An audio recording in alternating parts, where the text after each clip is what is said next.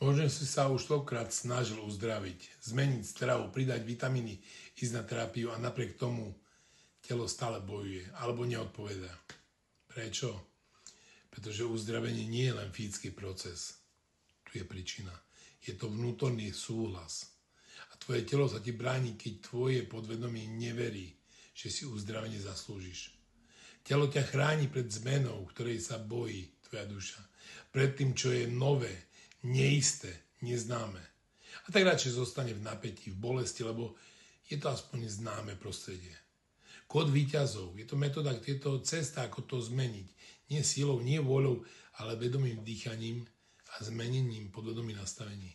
Otvorením srdca a čistením tých podvedomých programov, ktoré hovoria, nie som dosť, nezaslúžim si zdravie. Zmena je nebezpečná.